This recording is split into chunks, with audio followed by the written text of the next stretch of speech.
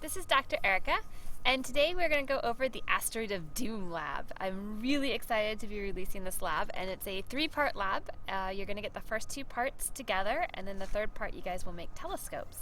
So in part one of our lab, we're using some plastic optics that you can get pretty easily on Amazon, and I'll send you the sourcing links for that, and a dollar store laser. I ended up hot gluing the back button of these lasers because there's a little flashlight, and I found out with my kids it was a little bit frustrating for them to be able to press the flashlight and then they'd have to press it a few times to get it off. So I just hot glued that shut basically for them so they can only press the red laser button. Pencil, your lab book. For older kids, you can use a ruler if you want to do the ray tracing very properly. And you can start measuring some focal lengths as a kind of a way to scale that lab up. So what's going on in this lab is we have an asteroid headed towards Earth, and the kids are going to use their optics and learn how to steer light. So the first part that we want to do for that is figure out how do these optics that came in the mail, how do they actually change the way light goes. So I've mapped out all of the optics for you in their lab book, and you just place the optic here on its spot, and you can do your laser and you can look at where it goes. And you might have to kind of change the angle of your laser up and down to make sure that you get a good signal. But if I hold it on this line, I notice that it comes out up here. And this is a great point to talk to your kids about what's going on with the light. So it's coming in and bouncing off of this side, coming up here, bouncing off of that side, and then bouncing out. And you can look at where it goes at all of these different spots. And they're tracing this out and seeing what their laser does. Now this is the kindergarten booklet that we're going through today. It's got a lot less words than the other booklets. The other booklets are a little bit longer for older kids, and it's got space for them to write down their observations and ask them a few questions. So now if we look at this type of a lens, we can see that it's coming up here and it goes like this. And this one's coming kind of like that. This one's going pretty straight through. Now if you are really particular and you go over these a few times, you should, like, see this one, it actually goes further out like that. You should be able to actually get like kind of a focal point here. And you can measure that. For the older kids, it's a great something to measure for them, because then you can measure the focal distance of this lens. So I could say, and you always want to measure sort of from the middle of your lens, so I could say that it's about to here, and it'd be 2 3/4 of an inch for this lens. And this one, you'll notice that it's bending our light towards a focal point. And if we look at this lens here, this one,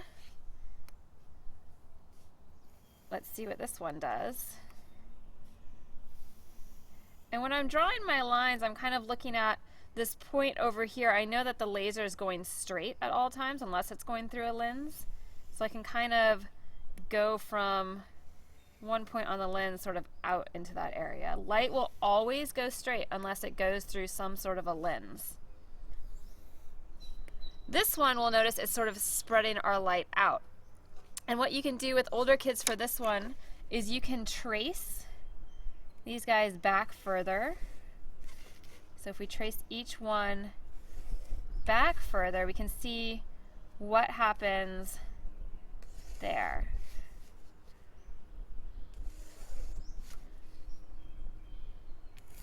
And here we'll actually find a focal distance that's before the lens, and so that's called a negative focal distance. This is a lens, it's called a diverging lens, so the light diverges, it bends it outwards, and it's a type of lens that you would find in something like a projector that's blowing a picture up. And this lens here is called a converging lens, the one that bends the light together. So you can ask your kids to look at sort of the curvature of the lens and how these types of lenses are interacting with light, because these are things they're going to need to understand and kind of have a grasp for when they try to solve our Asteroid of Doom problem. So here's another type of a lens. It's got straight on one side and very curved here. Now, you can ask them how they think it would compare to these other lenses they've already done. And if we look at it, this curve, it kind of bubbles out just like this one, and this one goes straight. So we might think that it would be a converging lens, so it should bring light together because of the type of curve that it has and what we saw previously. And of course, once you kind of make your hypothesis and your guess, you're going to want to give it a check. So I can really quickly check these guys. And it does look like it is indeed bringing our light together. And they can go sort of further up if they want to. But the big thing is to notice, look at this red line, it's always sort of bending towards this same focal point. So the question is, where can you put like a pencil, for example, where it will always be hitting the pencil? And that brings up a really good way to talk about a little bit of biology, because that's actually the way that our eyes see. Our eyes focus the light on a very small area on the backs of our eyes. And people who wear glasses or contacts, it doesn't actually come to a nice point focus like what we just saw there. It kind of comes inside their eye, it kind of comes fuzzy and blurry. And in fact, this one, if we look at it, the focal point was outside of the eye, so it's somewhere right around here. And so if we look on the back of their eye, their image is being spread all across the back of this eye. And what we want to do is we're going to look at how can we make a pair of glasses? So how can we use lenses and some of the stuff that we've learned to make it always focus on one point of their eye? And so what they do is they're going to look at the rays as they go through two of them. So here it kind of comes this way, and this one's going sort of straight out. This one hits the star a little bit, which is where we want everything to focus. And you might think, right as you're doing that, we found it, this is great. But in fact, we want every single one of them to hit that star. And that's not what's really happening here. You'll notice that there's a lot of rays going that are not hitting our star. So this person, this is not the right glasses for this person, and actually made it worse. So it probably brought their focal length further out from their eye. And we wanted to bring it in closer because it was already outside their eye. So what we can do is we can try the other type of glasses. And remember, this was the type of lens that's shaped so it brings our light together.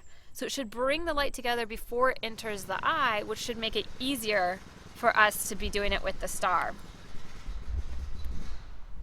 And so if I do my ray tracing, I see that these guys are all coming in and hitting my star, which is great. It's sort of always emanating from that star. And this is a case where these are the right glasses for this person. It's always, all of the light is coming in and focusing on that star, and then our brains can do what it does with the image processing and figure that out. And so now that they've played with these lenses, the last sort of part of that they're going to work with is trying to guide their light. So they've learned how we can manipulate light, and now we want to sort of figure out how can we change it so that we hit our asteroid of doom. So you have to have your laser along the start line, and it needs to finish going straight up. So I'm going to have to bend my light somehow, which means I'm going to have to use optics, because without it, my laser just goes nice and straight. Okay, it doesn't bend on its own. But what I can do is I can start kind of bringing some lenses in and seeing what do they do and how can I make it so that it comes all the way up. My laser is kind of losing its oomph. We'll bring our backup laser here. Let's see. And sometimes it's kind of fun to play with them. So I saw it there for a sec. Let's try this laser again. There we go. So now it's coming straight off that point and going straight up. So it's coming like this. And then you would want them to trace around their lens and, Now it's coming down like this, it's going in here, so they can kind of see what's going on with their lens. Now there's more than one way to solve this problem. So you could solve it with this guy. See how it's going straight up now? You could solve it with this one if we rotate it just right. Now it's going straight up, so I have another way to do this with the semicircle. You can solve it with all of these sorts of lenses.